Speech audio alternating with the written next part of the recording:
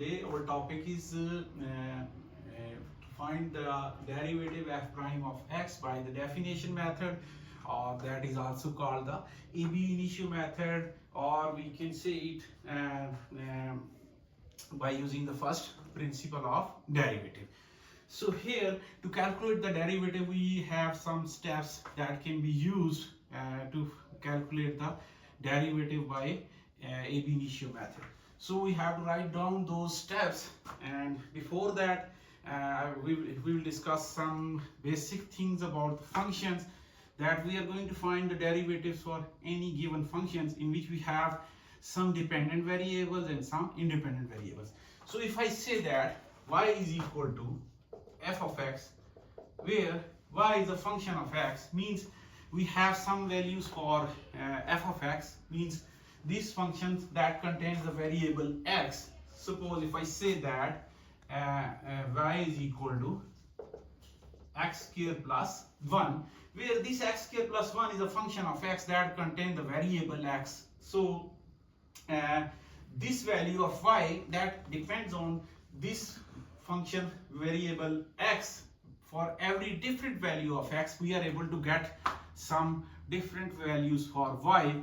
If I say that x is equal to 0, if we put 0 over here in this equation, that will give us y is equal to 1. Similarly, if x is equal to 1, our y will become 1 square plus 1, that is equal to 2. So for every different value of x, we are able to get different values for y. So the value of y that depends on the value of the x. So here y is called the dependent variable and x is called the independent variable. So to calculate the derivative, what we have to do by definition method, we have to write down the for any given function, either that is f of x, or for that function f of x, what we are going to calculate, we are going to calculate its derivative, that is called the f prime of x. So f prime of x is called the first derivative for that function. So if the derivative exists, then that can be found by using these 4 steps. So I'm going to write down those 4 steps. Step 1, we have the first, we write it in the form, we have to find f of x plus delta x, where delta x is a slight change in the function variable x, means if it variates delta x, so we add that variation into the variable x, and that will become f of x plus delta x. So here this will be the first step. For any given function f of x, we have to convert it into f of x plus delta x. Then in step 2, we have to simplify f of x. We have to simplify f of x plus delta x minus f of x. So we have to take the subtraction of f of x from the function f of x plus delta x. In step 3, so we have to divide f of x plus delta x minus f of x. We have to divide this by delta x,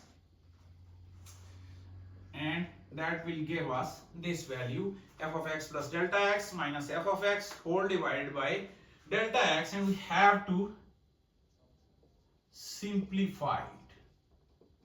So we have to simplify this by putting the value of f of x plus delta x and f of x and divided by delta x. So in step 4, we have to find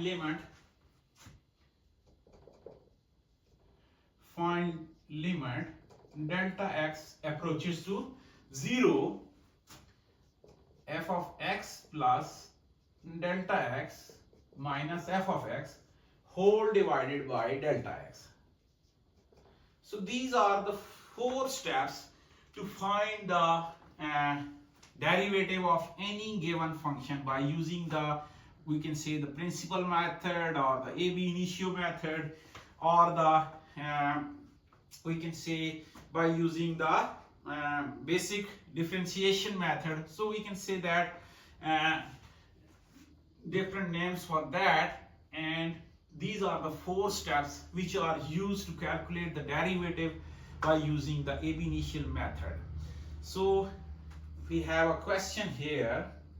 Now we are going to solve any question to calculate the derivative of any given function by using this ab initio method and by following these 4 steps. So by following these 4 steps, we are able to get the derivative for any given function. So here we have a function.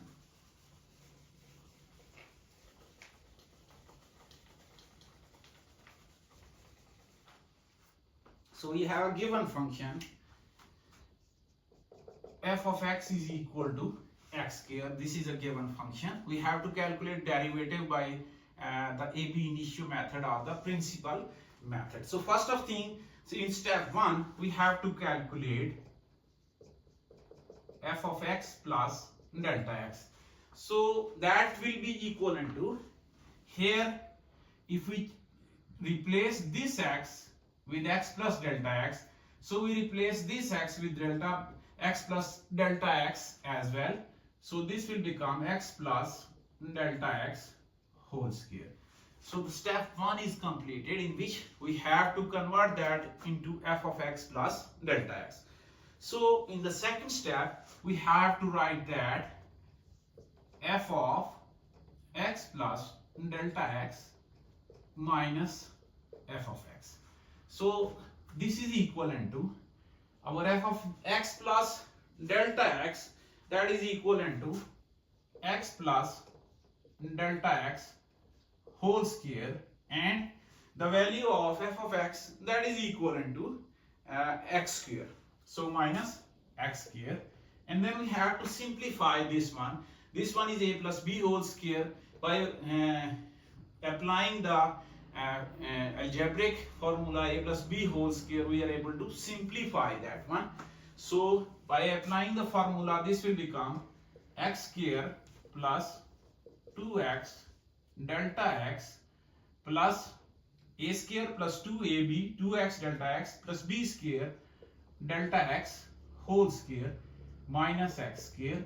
So this x square will be cancelled with the minus x square. So our remaining term is equivalent to, that is equal to 2x delta x plus delta x whole square, and by taking delta x common here, we have delta x into 2x plus delta x. So here our step 2 is completed. Now what we have to do, we have to use the third step, in which we have to divide it by delta x. So in third step, here we have to divide it by delta x. So f of x plus delta x minus f of x whole divided by delta x. So this is equivalent to, we have computed the result for this one, f of x plus delta x minus f of x, that is equivalent to delta x into 2x plus delta x and whole divided by delta x. So this delta x will be cancelled with the delta x in the denominator. So the remaining term is equivalent to 2x plus delta x. So in the fourth step, what we have to do, we have to apply the limit, and in that limit delta x approaches to 0, 2x plus delta x. So here by applying the limit, this is equivalent to 2x. So we have calculated the derivative by using the ab initio method. So that function f of x is equal to x square, that is equivalent to 2x. If we directly apply derivative, we can check that by using the alternative method. So alternatively,